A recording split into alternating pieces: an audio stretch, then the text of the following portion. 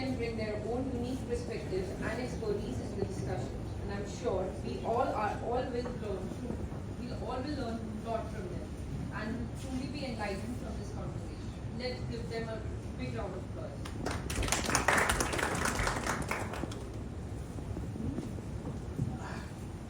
So, my topic is basically how to achieve the bedside excellence. To start with, two of the important panelists we are missing somehow. So I think Manish Bharti is going to join us and Dr. Shalima. So, but in the meantime, we will start with my presentation topic. So basically this topic is all about an interim in the art of mechanical ventilation, which we are going to unfold in the next 40 minutes. And idea is to empower the current existing intensive care practices, right? So through each one of you, we are going to strengthen the roots of intensive care practices. And how we are going to do it is by achieving the bedside excellence through the case, which I am going to unfold in the next couple of minutes for you. Before I start my presentation, my disclosures, my dear friends, I have no opinion or evidence to create, except the fact that we are here to share our individual perspectives, and which has a potential to change the trajectory of your clinical cases, right? Now, why we need to collaborate? The idea is that you cannot compare the apple with the orange. So you cannot compare the intensivist with the internist. And that is basically the idea of having you all being here, all the dignitaries from the different field. The idea is to have a more collaborative approach when you're dealing with a patient who is the sickest in your ICU, right? So you need the intensivist, you need the internist, you need the anesthesiologist, you need the pulmonologist as usual, they're missing in the bronchoscopy as well. And you need the surgeon as well. So, as we are always saying, competition happens at the bottom and the people at the top, they are collaborating. So we are going to collaborate for this case. And with this, I'm going to start this case. My patient is an 18 years old female, known case of type 1 diabetes mellitus on insulin therapy. She was intubated in another hospital in view of the worsening of the respiratory failure. She was referred to us. Her SATs were 94% on FiO2 of 0.7 with a PF ratio of less than 100. So PO2 by FiO2 ratio, right? She was tachycardic. She was hypotensive. Her sugars were haywire. And she was definitely severely acidemic with a pH of 7.15, PO2 of 65, PaCO2 of 32, bicarbonate of 15, and she was also having a lactic acidosis. Her ketones were 3+, sodium was 145, potassium was 3 and 3.5 albumin. So in order to understand this case, Dr. Sharma, what do you think the patient is having a diagnosis? What is your working diagnosis in this case? 18-year-old female case of type 1 diabetic on insulin therapy. She came from another hospital with a worsening respiratory failure. SPO to 94% on FiO2 0.7. PF ratio clearly indicates in the case of ARDS. Once ARDS called PF ratio less than 100, that is one. Having acidosis, metabolic acidosis, and hyperlactatemia. pH is 7.15 and lactate 3.9. So, and she's going to produce septic shock also. So ARDS is septic shock with acidosis and hyperlactatemia. With a hyperglycemia, of course, with inadequate control of the blood sugar, and possibly because of hyperglycemia, and she had developed some chest infection which has progressed now to ARDS, which is called severe hypoxemia, and with a FiO2 ratio FiO2 0.7, SPO2 94%, PF ratio less than 100. This indicates patient going to ARDS. Thank you, Dr. Sharma. This is what even we usually think. Amit, would you like to have your opinion, please?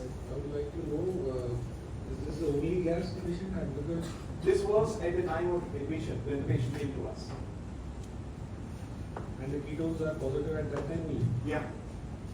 So basically, we are in the inception of the case on it, and then obviously there's a lot of slides which we are going to unfold. The idea is to have at least some working diagnosis to begin with. What do you think are the? Yes, the only thing which catches my mind. Yeah. Of course, is a case of there is evidence of infection. Mm-hmm. So sepsis with ARDS with septic shock. With shock, most likely septic. Right. Is the diagnosis. Okay. With RBS of more than 300 and patient already on insulin with ketone positive has to be a diabetic ketoacidosis. So diabetic ketoacidosis? There are two things here. And now the acidosis has three components here. There is diabetic ketoacidosis, there is lactic acidosis, and there is respiratory acidosis. So the pH is something which is quite well preserved, I would say 7.15 for having CO2 of 65 with ketones in the body, with ketones 3 positive, and with lactate of 3.9. I would say that pH is very well preserved. I'm only worried about if somebody has given bicarb. So then we'll have to take care of that. Okay, thank you, Amit. Abhinandan, what do you think? Do you have anything to add on in this case? As per the respiratory acidosis part, What do you think is the source of infection in this case on the basis of the X-ray which have given to you? looks like there is a pulmonary. Do you agree with the diagnosis of RS in this case? Dr. Sharma has said this patient on the basis of EF ratio, which is less than 100. Do you agree with the diagnosis of ARDS? What is your take on this? LRTI with sepsis probably. So LRTI is pneumonia. Probably going into ARDS. What about you? Patient is very difficult. Yeah, patients on it. So Pete is there. We are not denying this Pete.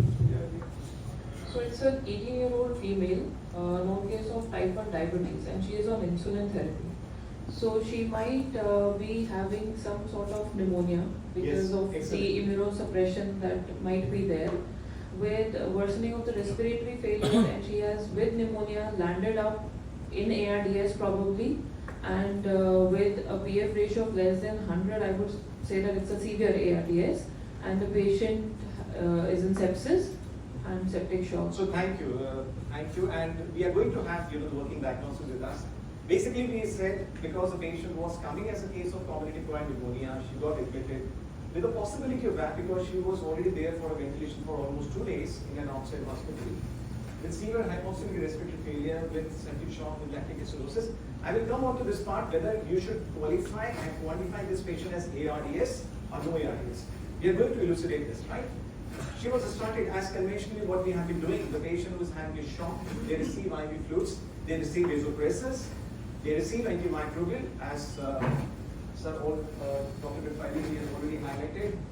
ET and blood cultures for the surveillance, because unless and until you know what you are treating, how you will define your antibiotic stewardship program, right?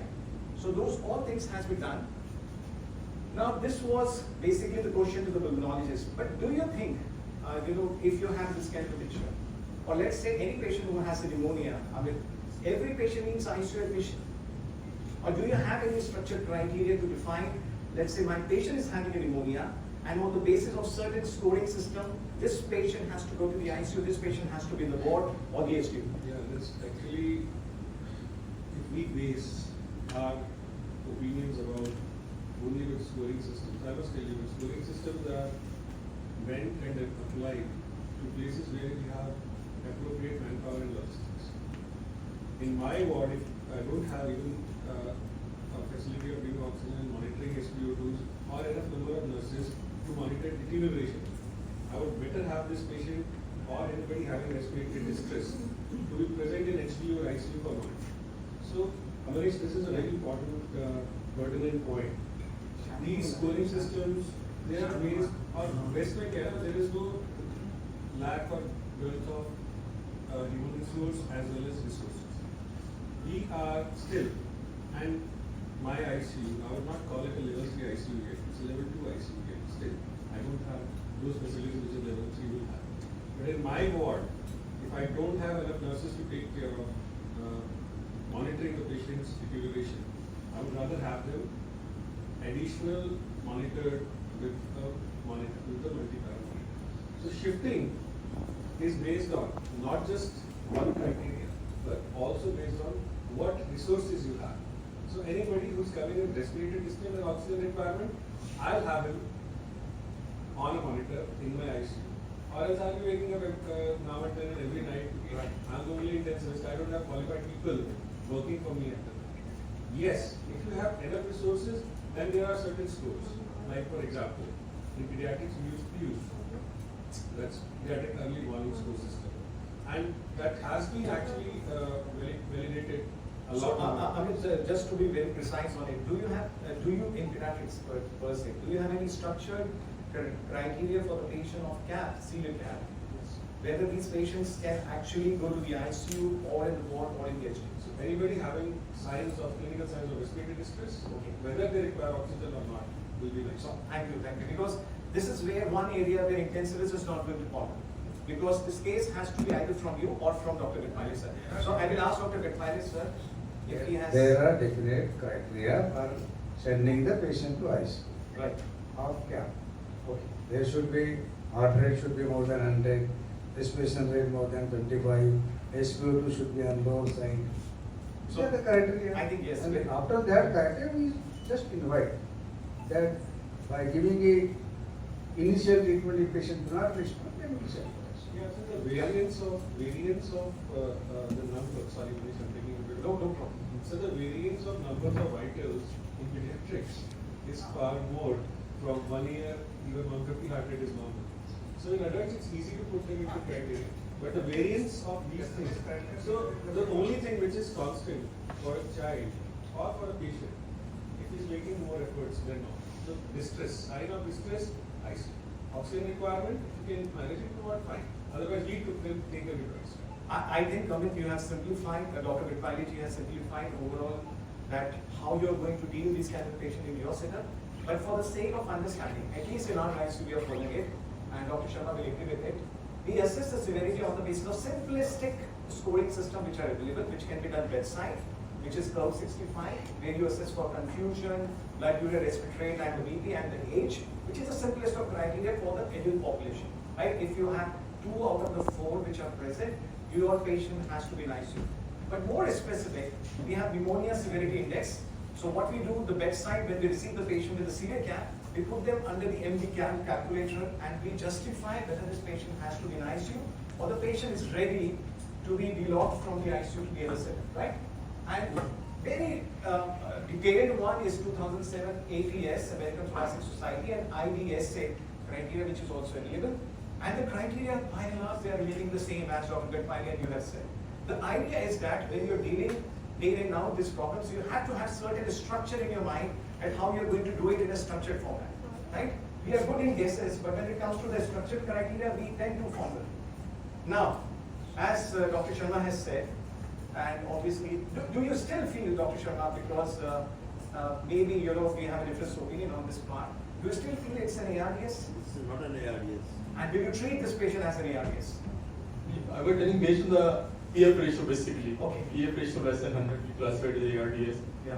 And possibly the chest infection or pneumonia had progressed to the ARDS, ARDS septic shock. Okay. So that's why I thought that way. I agree with you, because whenever the moment we see the patient who has severe hypoxemic respiratory failure, the first definition which comes to our mind that maybe we are dealing with ARDS.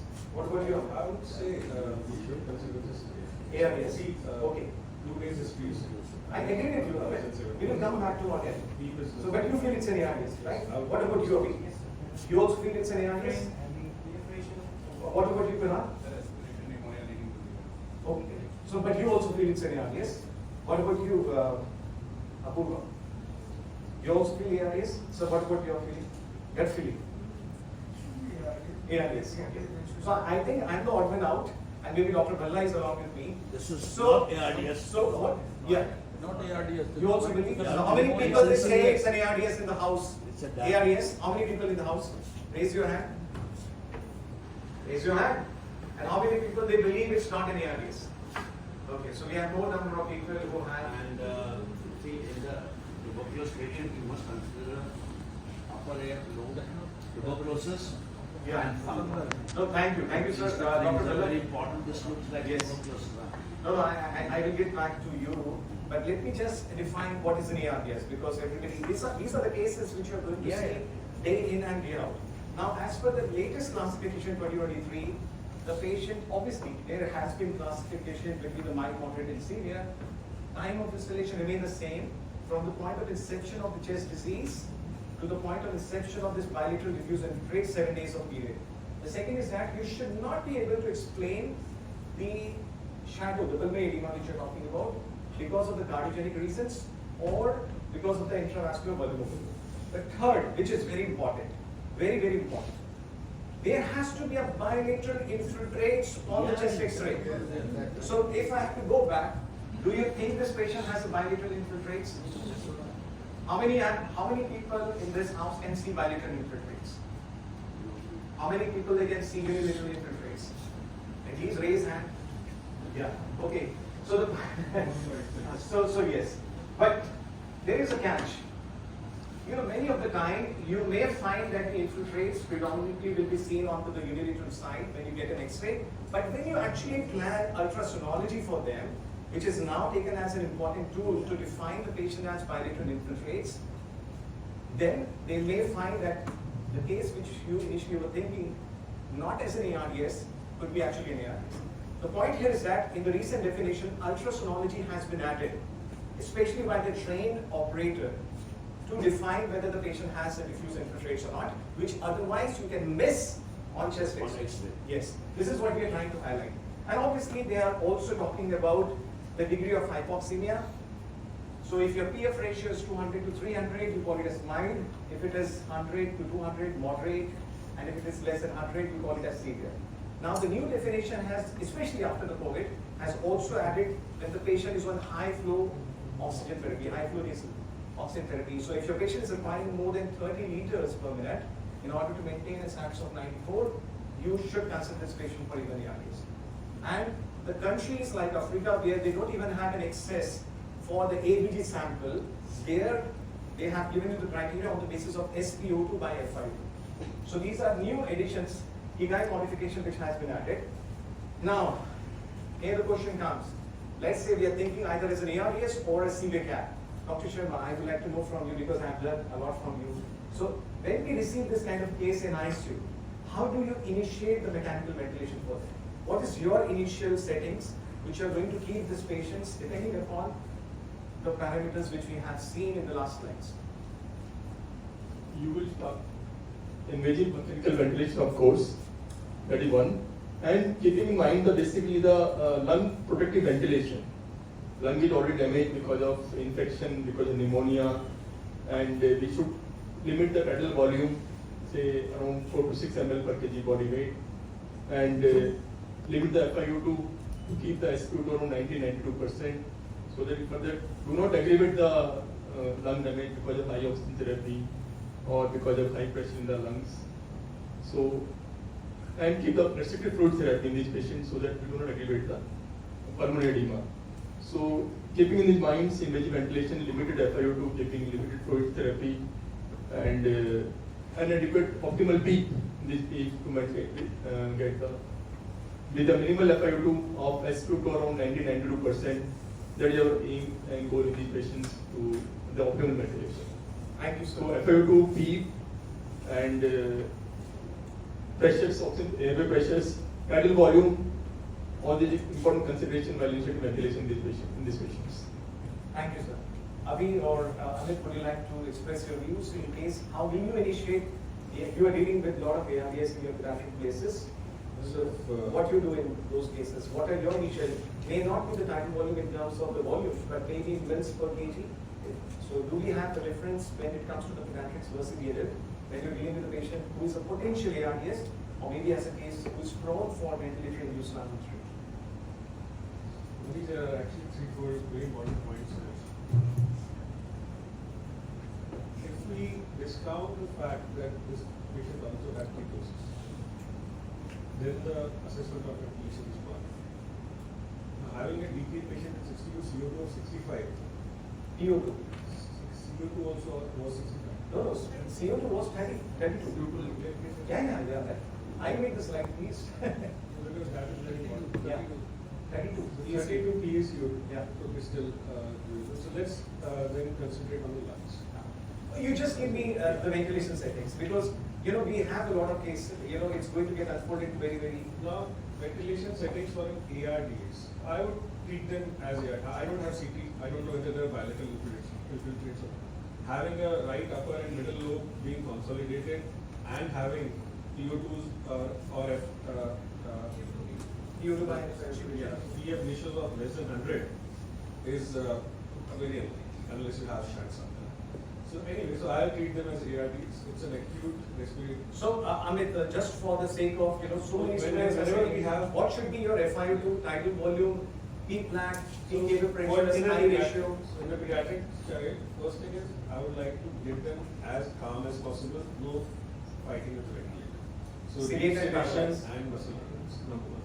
Great, Number two, I would prefer starting at 7 to 8 ml per kg. great. 8 ml per kg, low tidal volume. And I would like to start at 100% FiO2. Start with FiO2 1. This is what I think I do know, and I then titrate my peak.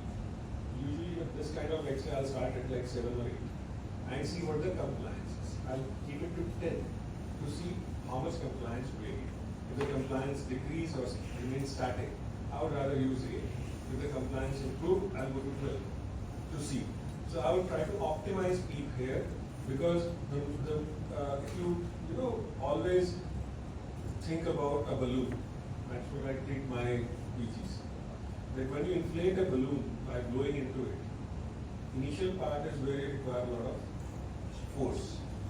Because once you inflate it, it's very easy to have a semi-inflated balloon go to a fully inflated state. This is where you want your lungs to operate. You don't want them to collapse again. Where they are kept inflated, and from where it is easy to inflate further is the amount of pressure required, that's called P. So are your alveoli. But then you don't want to overinflate them also because then also you need more power to inflate an inflated balloon. You don't want to go there also. So in between where the compliance is maximum is where you want to operate. And that is where you optimize speed by increasing. There are many ways of No, this is what I do. I keep increasing by I appreciate. to see what is the best. But because you are an expert, you understand the compliance graphs and all. But if I had to give them the house, that how they are going to begin the patient on 100% FiO2, Yes. 20 rate, Simplify. 15 or 20 or 25 rate based on the CO2. Okay. And then 8 ml per kg tidal volume is what I start with deep sedation and muscle. Thank you. Thank you. Yeah, please.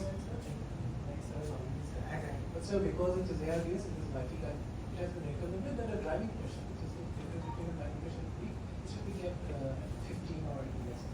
That is the only thing that Okay.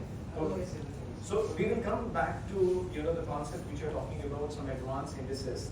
But the point here which we wanted to impress upon, any patient who has some sort of a lung injury, where the patient, either because of pneumonia or the patient is heading for an ARDS, all these cases they should receive the low tidal volume lung protective ventilation strategy, as Dr. Sharma has said. And idea is to give them 6 to 8 ml per kg per ideal body weight. You must know how to calculate the ideal body weight, which is dependent upon the height of the patient, not onto the gross body weight. So 6 to 8 ml per kg, you start from FiO2 of 1, then you peak as per the ARDS table, as Dr. Sharma has said, which is an easy reference, which is available bedside for you. And obviously, I ratio initially to begin with is 1:2, and make sure your peak plaque pressures they should not cross more than 30. Peak airway pressures also should not be more than 30, right? So these are the basic things which you should know how to initiate a patient who is on possibly an ARDS ventilation strategy. So what we did, we started the patient on 1, which was reduced to 0.7. She was on controlled ventilation with a tidal volume of 400 mils and respiratory rate of 26 with an ion ratio of 1:2 and with a peak of 6 because she was hemodynamically unstable. So peak affects your hemodynamics. Now the question comes, Dr. Sharma, this patient was hemodynamically unstable and the patient was having a high FiO2 settings. As per the house consensus, it was not an ARDS, but yes, definitely there was a hypoxemia. Now with this kind of situation, the patient who is having a lactic acidosis or vasopressors, how do you decide whether my patient has to be on vasopressors or should I give my patient a trial of fluid therapy?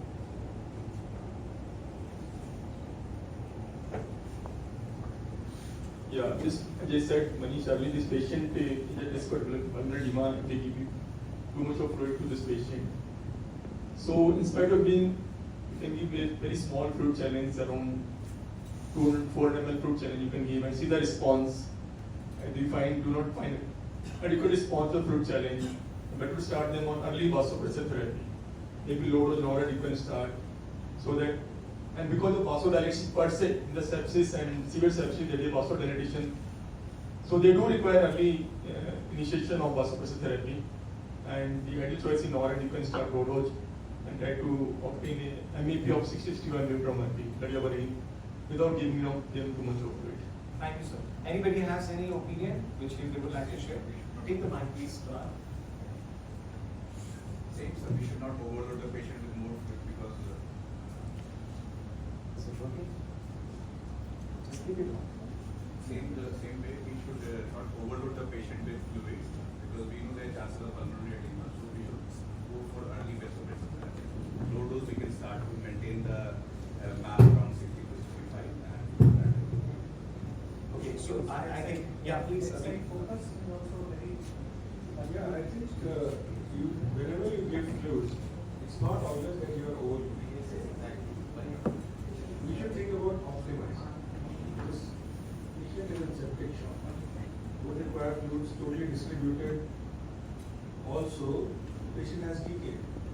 She has lost fluid already. We don't know whether she has lost it or not. Fluid will help. Dehydration is, if not intravascular, intracellular. It is a part and parcel of decay.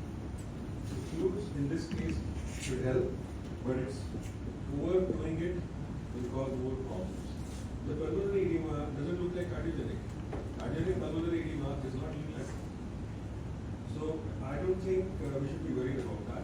Echo, of course, will help us. And there are like n number of ways to determine fluid responsiveness nowadays. Right. So we are going to discuss. I mean, I think you have raised very important point. Optimize it. Make sure that there's a decay underlying. So dehydration is a part. Please, and then you have this wide pulse pressure. If it was so cardiogenic, 90 by 45 of pressure is suggesting that there is pooling all together. You have to give fluid in this child. Okay. 18 year old. I agree with you. Yeah, 18 years, young patient, not having any heart disease. I would So not what do you recommend think? I really agree with him because the patient is diabetic ketoacidosis. And patient is having definitely dehydration. So we have to do the fluid challenge, we have to maintain the MAP. We have to, we have already put the arterial line. We should maintain the MAP to the fluid. And so one more thing, we usually do this mistake of this versus that. You know, inotropes or fluids can have both together. I can start a fluid bolus and I can start non-acute side bolus. Do not be wary of doing it. I mean, there is no contradiction of doing it. Okay. So, thank you, sir. I agree with you, Amit. First of all, the point here which we are trying to address, I'm just reiterating the points. We are not dealing with a patient of ARDS yet. It's a patient who has a unilateral lung disease and having a lot of comorbidities in the form of diabetic ketoacidosis, where you expect the losses to be anywhere between 5 to 10 liters. If you don't treat them right now, eventually they are going to die because of multi-organ failure, right? So when you are talking about the risk of fluid overload, obviously you should not overload them, but then you must optimize the patient as far as their fluid status is concerned.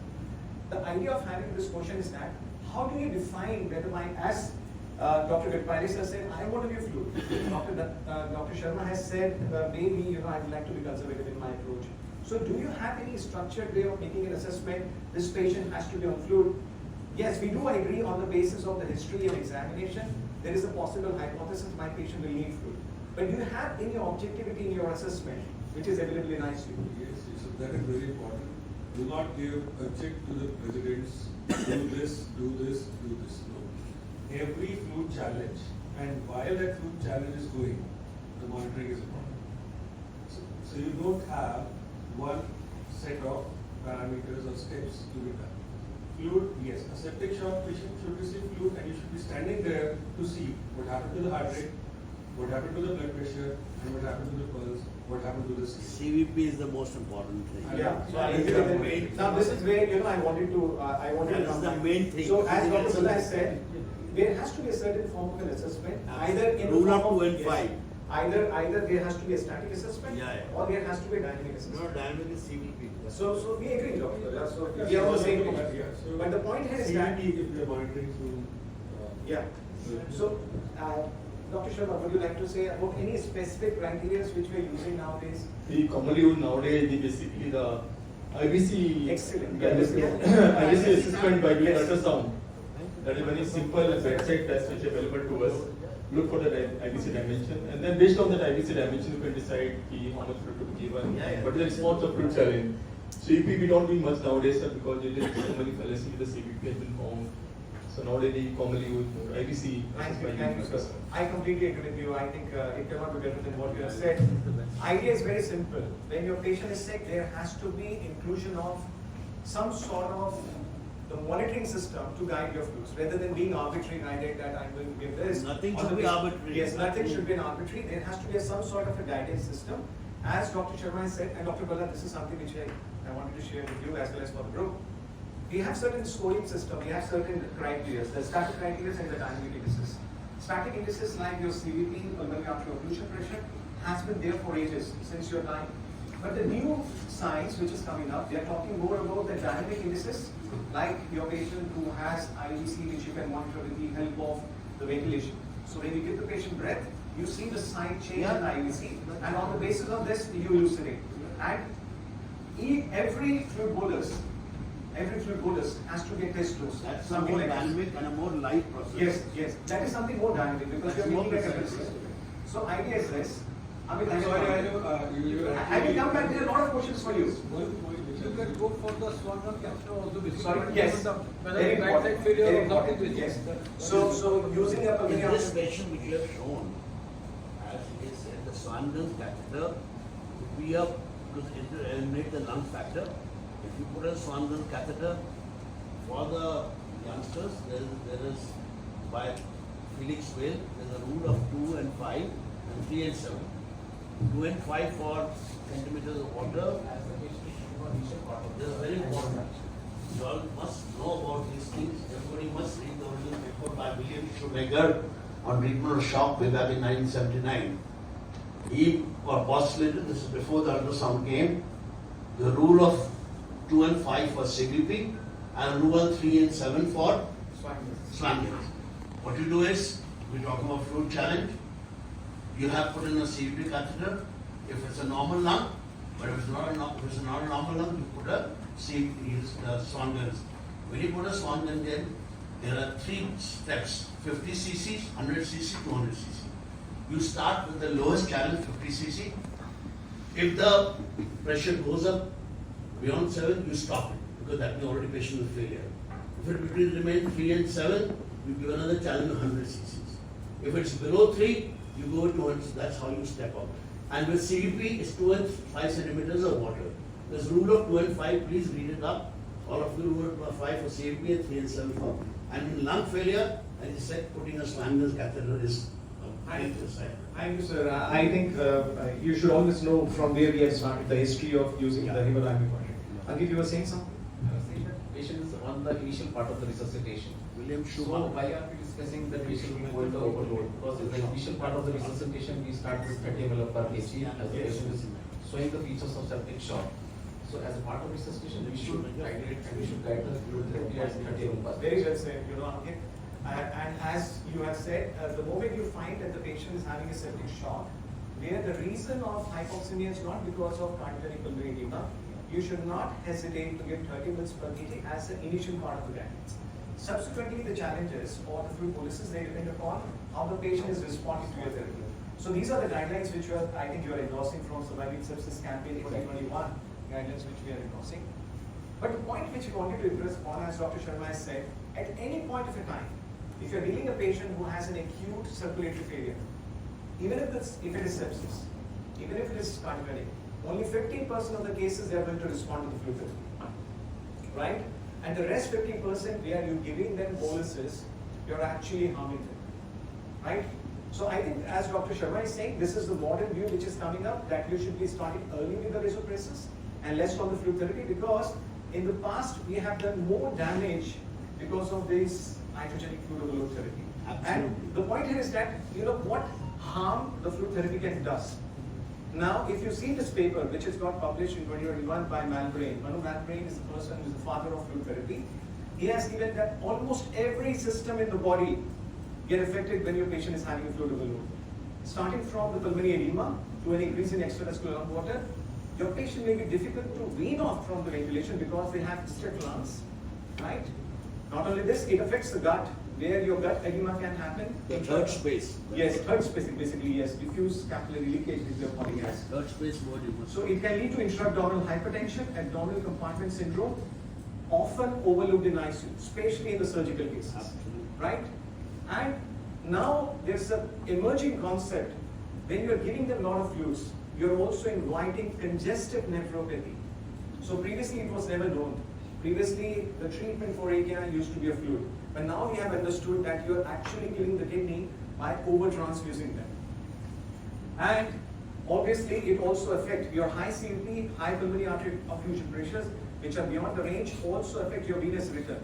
And if your venous return is going to get affected, your cardiac output is going to get affected.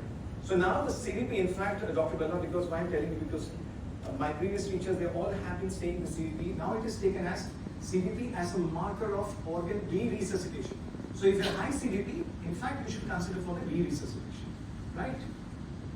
So to identify which patient should be given the fluid and which should not, the basic curve which everybody should know is a Frank-Starling curve. The Frank-Starling curve basically represents the contractility of the myocardium, where on the x-axis you have the preload and on the y-axis you have the stroke volume.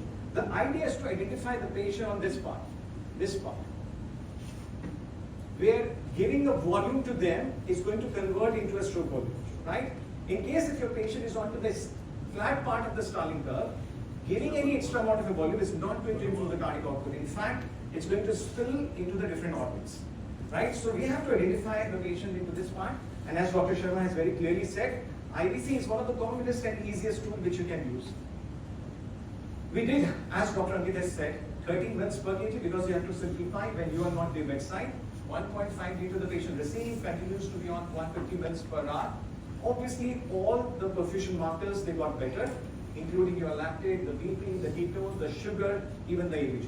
But the problem was that the FiO2 has increased to 100% from 70%, right? So the patient has got worse in terms of the oxygenation. In the meantime, the reason why the patient was getting sick, we discovered that the patient is a possible case of perforation of peritonitis, maybe a tubular abdomen, as you said, the right upper lungs and all, they can have disseminated coughs. And the surgeon planned for taking it as a case for operative ciliotomy, the laparotomy, right? This patient was shifted to the operation theatre to Dr. Kunal and Dr. Apurva, and in the OT, after 20 minutes from the induction, the airway pressures, they increased. They were out of the proportion. Especially the peak airway pressure, which was around 45. Now these are important indices, my dear friends, whosoever is listening to us. When you're dealing with a patient who's on mechanical ventilation, talk about peak airway pressures, talk about plateau airway pressures, right? So peak airway pressure, they were 45. Plateau pressure, they were relatively okay, 26. The difference was almost 90 between the peak and the plateau, right? On the tidal volume of, as Amit has said, 8 ml per kg, which was 450. The rate was around 20. And this was the ADCO2 as they are connected onto the ventilator circuit, your modern anesthesia workstation. So what do you think? Now the question is for maybe Apurva and Kunal, anybody can. Do you think on the basis of this precious relationship, our students, our mentees can understand what is happening with our case? So in this case, we have peak airway pressures of 45, plateau pressures are somewhat normal, 26. And let me tell you, peak airway pressures, they are the peak pressures at the end of inspiration. So that is the pressure that the ventilator has to generate in order to come over the resistance and the elastic forces in the lungs. So if the peak airway pressure is 45, that means there is some airway obstruction that is happening. And the plateau pressure is somewhat normal, so that means the compliance is okay, just the obstruction part that is there. Excellent. So probably either the tube, there can be multiple factors for this kind of situation. So it can be patient related or your tube related or anesthesia equipment related. So patient related it can. Very nice. That is going to be the next question for you guys. The point here is that the moment you find that the patient is having high airway pressures, recheck the basics, airway breathing, rechecks. Whether your heartbeat devices, the tube is properly placed, fix it at a proper site, make sure the tube is not kinking overly tight, make sure the tube is patent, patient is not biting on the tube. These are the common things which happens. Not everything, as we said, which is going to be is either asthma or ARDS. So these are the diagnosis by exclusion, right? And as you said, the first thing after setting this, you have to deepen the plane of anesthesia, right? You may go up to 2 MAC or 2.5 MAC, depending upon the hemodynamics. Plus, as you said, you start the bronchodilators, the steroids, and maybe racemic epinephrine, right? Now, you did all this thing. The patient airway pressures has reduced from 45 to 30. After repositioning of the tube, you realize it was basically an epibronchial thing which was happening. Now, what should be your intraoperative ventilation strategy now? You know, people were talking about possible ARDS. Everybody was having a consensus, I'm going to give low tidal volume, but there is a possibility of iatrogenic endobronchial intubation. So what should be your next ventilation strategy from now? The same low tidal volume like lung protective ventilation will do 4 to 6 ml per kg will. Do you actually do 4 to 6 ml per kg? No, the 6 to 8, but it is. No, I'm just asking, are you still basically no, just learning from In lung protective ventilation, we don't go above 6. you don't go above 6. So what are conventional tidal volumes do you give for your OT patients? 6 to 8 is like 6 to 8. So we believe 6 to 8. What about you, Dr. Bella? No, What is no your tidal opinion? volume. 6 to 8 is good enough. I Never really need to go beyond 8. Yeah, I Eight to remember. high. I remember my teacher, Dr. Keertana Saxena, when I was a student of Dr. Verma. I was being asked in the exam how much tidal volume you want to give. I said 8. I was failed. She said you have to give at least 12 ml per kg. That was the time. That was the time when there was a volume which you to get lost That was because you 10. were having a high compliance circuit. That was 10 ml. Yes. 10 So ml 10 to was 12. starting with. Yeah. So the idea is very simple. We started from 12. Yes, sir. We started from 12, but the today's generation and the today's 90s, they must understand 6 to 8 ml per kg, right? So you have to be 6 to 8 ml per kg. So low tidal volume ventilation strategy appropriate. Now this is important for all the anesthesiologists. The low tidal volume ventilation strategy, Dr. Sharma, what we are doing it for ICU, is also to be applicable for the patients who are there in your OTs. So they also have to receive low tidal volume. Now, in order to elucidate, this is a paper which has been published in 2013, NEGF paper. It's an improved study where they have clearly said the patients who were receiving low tidal volume, 6 to 8 ml per kg, they had better pulmonary outcome, especially in the patients who had high predisposition for lung injury. You understand? So the patient with COPD, bronchial asthma, patient already with chest infection, so you should them. Now, in order to further reinforce this meta-analysis which got published in 2016, Annals of Surgery, they also came to the concept, if you're using a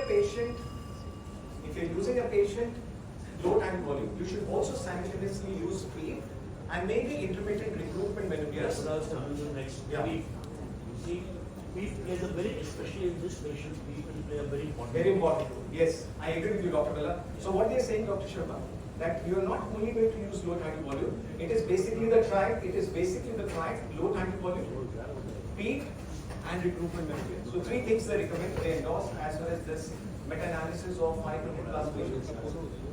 Now the patient was shifting back to ICU after the emergency surgery is done. The patient continues to be on high norepinephrine is still 5 micrograms per minute. Now this is question to maybe Dr. Abhinandan and Dr. Sharma. Sir, the patient is on having a shock. Do you start the patient on steroid? One point I want to emphasize about the intro ventilation. So you said very well about the load. Conventionally, the thought during anesthesia, ventilate to maintain normocapnia. It was conventional teaching throughout our anesthesia training, ventilate to maintain normocapnia.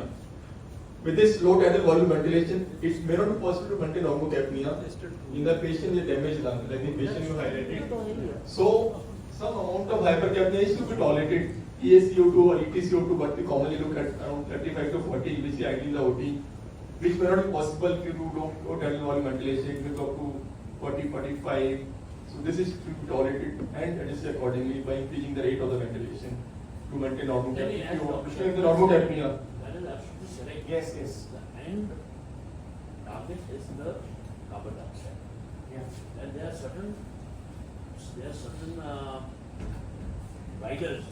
For example, in neurosurgery, when you're doing neurosurgery, if if you have this patient coming for neurosurgery, then you will be worried about the intracranial also circulation. And that's where you should target a CO2 of 30. The ideal is 30. In normal, when you're doing laparoscopic surgery, again you have to give higher ventilation, etc. because the carbon dioxide which is in urine, that has to be thrown out. So you have to maintain a higher rate and maybe a higher pressure. So capnograph, with the capnography is the end point, and depending on the surgery being done, you have to set the time. So there is no hard and fast line that this is exactly this, no. You have to go to 10 if you want to get the carbon dioxide. Dr. Sharma is saying, Dr. Sharma, that's what he's saying, isn't it? Yeah. So normocapnia for neurosurgery is 30, and for think between 35 and 40. I think That's it. this is the best way to define. You have to set your individual targets as per the patient. That's why the bundles, we talk Yes. about bundles in the Yes. ICU, in the anesthesia also you have talked about. For example, when you're doing a FIO, I target a pressure of 120. So no matter what it takes, I give whatever drugs I want, NDG, etc., etc. So when I do lung surgery, I target a CO2 of 30. So whatever it takes, I do that to reach that. Perfect, sir. And maintain a straight line of capnia and blood pressure and CVP and PCV, whatever. Right. Target, set the end points. So you define your targets as per the patient. As per the patient, Oh, exactly. thank you, sir. Thank you. So now the question comes, Dr. Sharma and maybe Dr. Vinamran. You have this kind of case. Do you believe that you should start steroid, and maybe in your pediatric cases also? The patient is a case of severe hypoxemic respiratory failure, on ventilator, on persistent dose of vasopressors, not responding to the fluid, partially responding to the fluid, right? And the patient is worsening in terms of your PF ratios. Like based on the pneumonia, like what scoring you said about cut 65 and PSI, scoring is very high. Patient severe cap, it is ideal. It's better to start them on early steroids for the better outcome. Right. But Yeah. to do. No, I said, There are few things. Yeah, please. I'm sorry to interrupt on this. See, one thing is what I know, what Manish knows, what plus knows, what's we also need to discuss what our PG should. There is enough evidence, and now a lot of new things are coming up. Cardiac output monitoring. People have actually started monitoring cardiac output right from the heart. How much is the stroke volume which is pumped into the aorta? But that I might do that. For our PGs, we need to know what was the pulse at the time of admission and what is the pulse now after the bolus. What is the CFT at admission and what is the CFT after the bolus. What is the urine output when the patient came and how it has improved. The basic clinical, the proof of the pudding is in eating. I might know heart is pumping whatever, but if your end organ is not receiving it, it makes no sense. Whatever heart is pumping, it makes no sense unless your end organ is receiving it. Another thing is, which we don't talk about much is mixed venous saturation, which all of us can do. If you have a IVC or a subclavian, how much oxygen is body utilizing? If it is the utilization is more than 50% of the extraction is more than 50%. We can discuss SPOP later on. Yeah. But CFT, pulse volume, mixed venous saturations, urine output. Skin temperature, more than 3 degree difference between peripheral and central. This was what I wanted to tell them.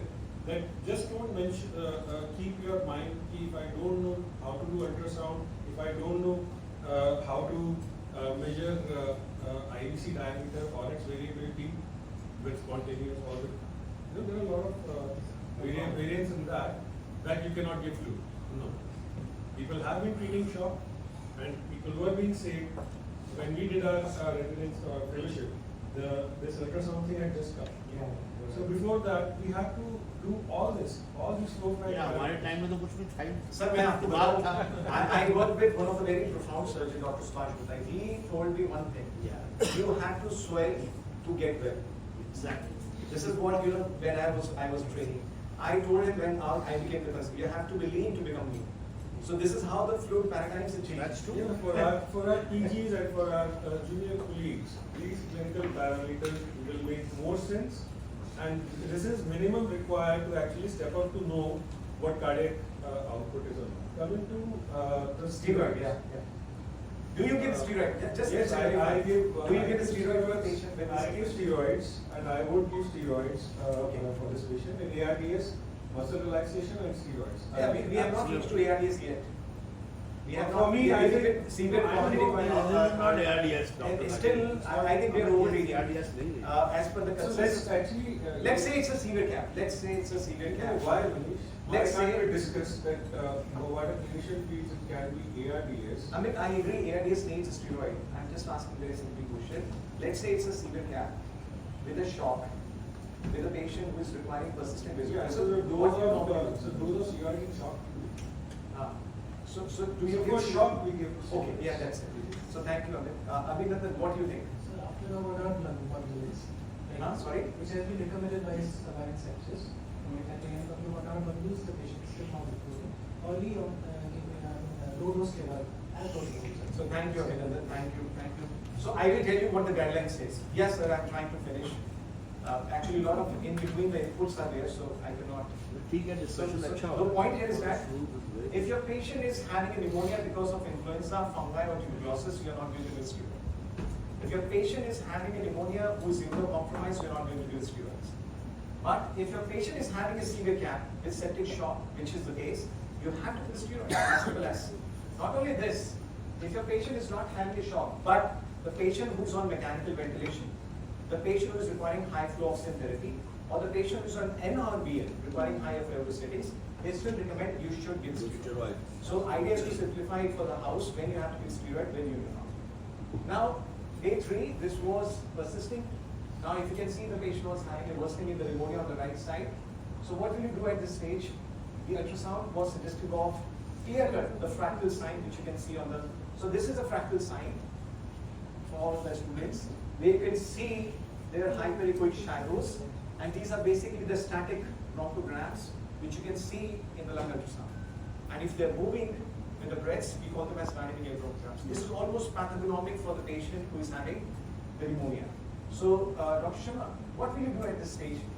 Will you change any ventilation strategy? I know it's a tough question, but still we need your wisdom.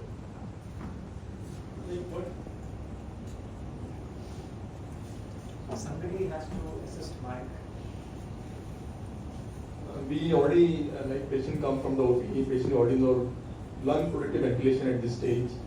But the possibility patient might further deteriorate and may go into frank ARDS, then we have to be ready for the, in case it is prone ventilation study, early prone ventilation for the further deterioration, hypoxemia, and to protect the lung. That we need to plan basically in this case early for early prone ventilation. Okay. So anybody who has reference, yeah, please. Take the mic. Where is the mic? Here. Application is the case of sudden hypoxemia. So, and this is the case of refractory hypoxemia. And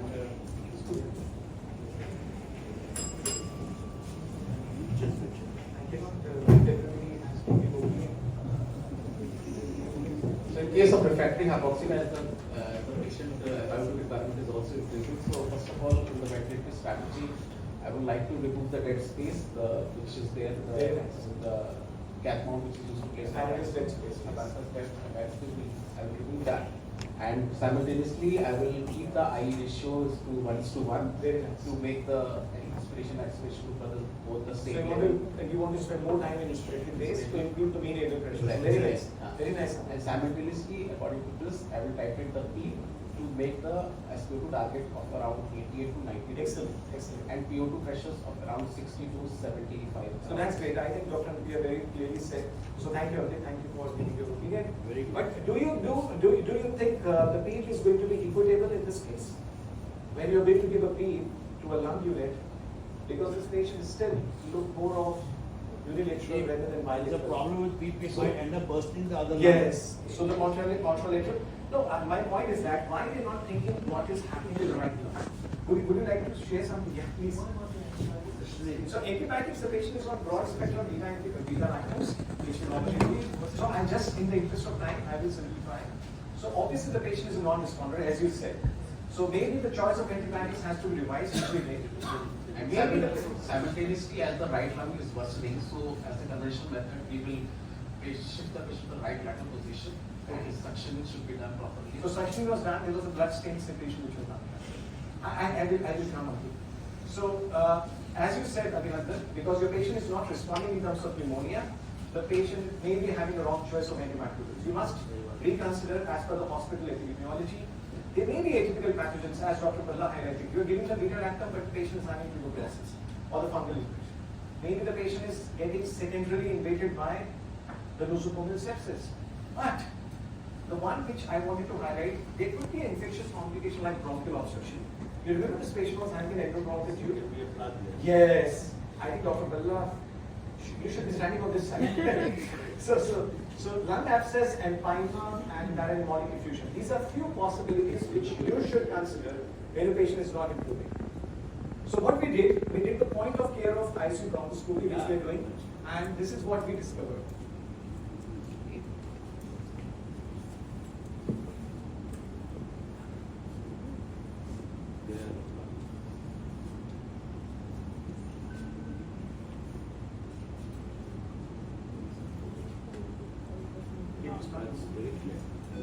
Yeah.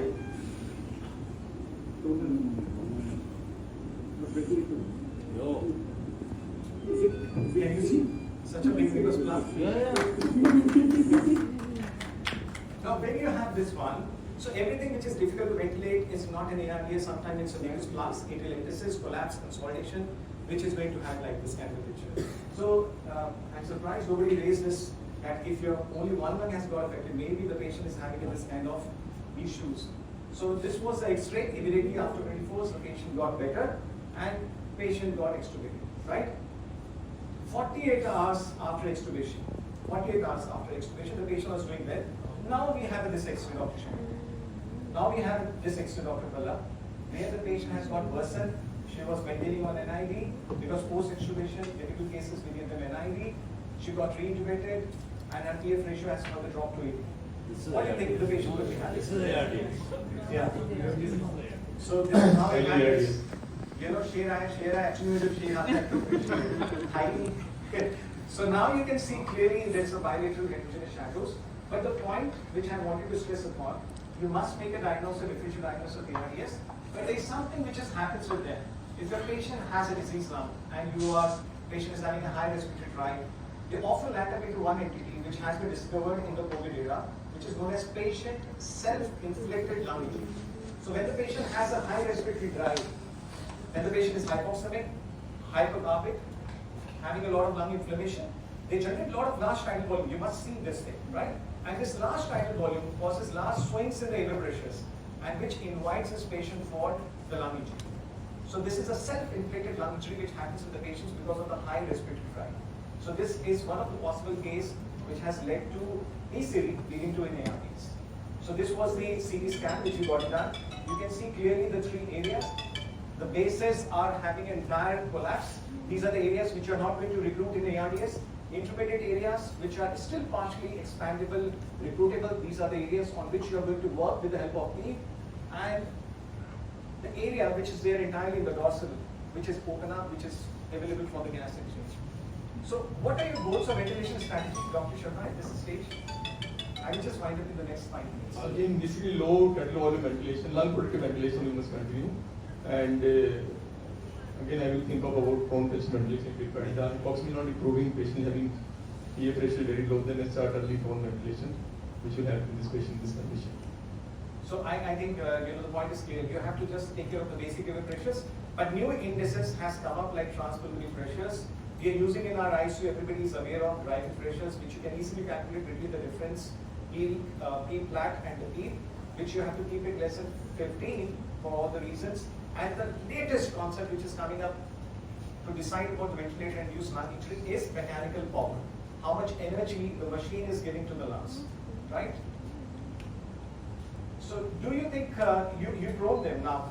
Amit, what do you think?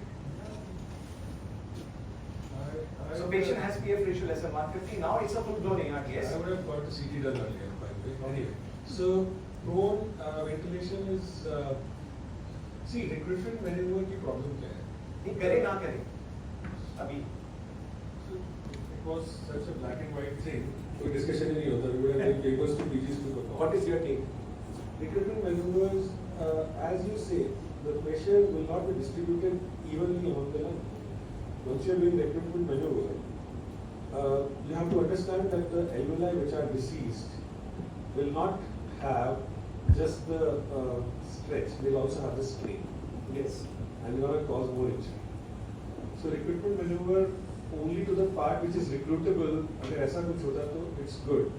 But then I would rather do a physiological recruitment maneuver, Which is prone. Okay, that's great. because in that Everybody case, agrees, prone. we are not exposing the diseased lung Okay. to the excess pressure. So everybody agrees for the prone ventilation, right? I- Everybody now except for the There prone. is- there is no- See, Bone ventilation argument is over. That should be the mode of yeah. choice. So, but there's a one point, a patient who has perforation peritonitis and who has been operated for the midline laparotomy has been done. Do you really feel they can But still you can do it. No, that's what he said, no? Excellent. This is what I want to give the message. You Unless have amended that by gap agrees. between. Well, as I said, For the dark भैया मैंने अपने हाथ से किया हुआ. Don't trust the nurses. You go and do it. Yes. You position yourself. Excellent. बड़ी मेहनत लगती है भाई ICU में काम करने के लिए. The anesthetist has to be intensive himself. He has to work like a nurse and a ward boy and everything. I've done it with my own hands. Okay. So the patient was prone for 5 cycles. Yeah. And this is the status of it. Exactly. See, that goes the point.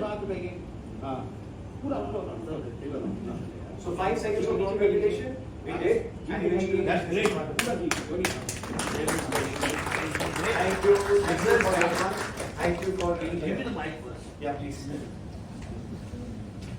We took a lot of time, but there was an extraordinary participation. No. I could not agree.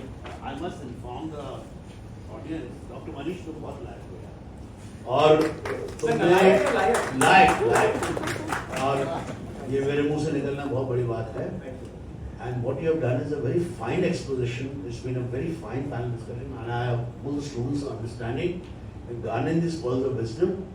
And the end result, like logically build the story with ARDS, etc.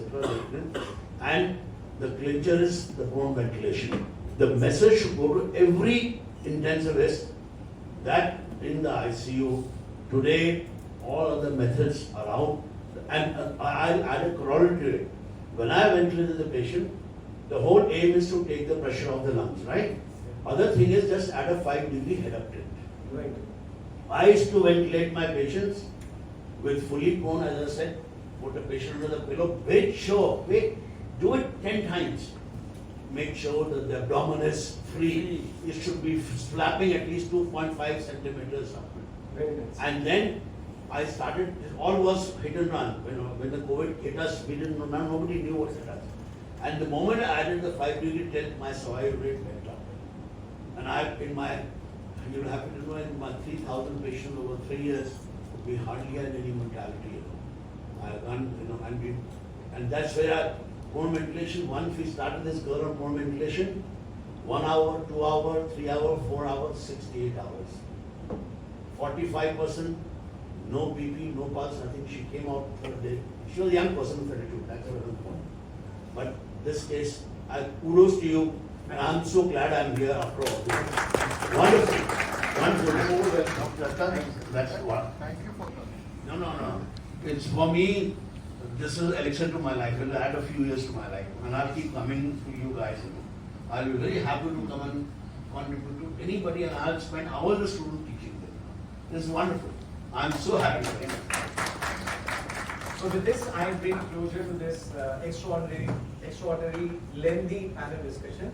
And I would request now Dr. Verma to please felicitate our panelist. So Dr. Sharma, please. So, Dr. Verma.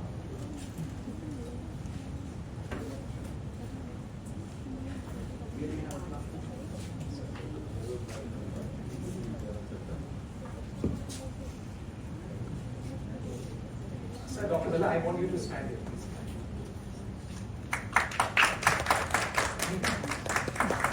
Just a second, you please come here. Sir, इसके बाद एक बार और देंगे, sir आइए.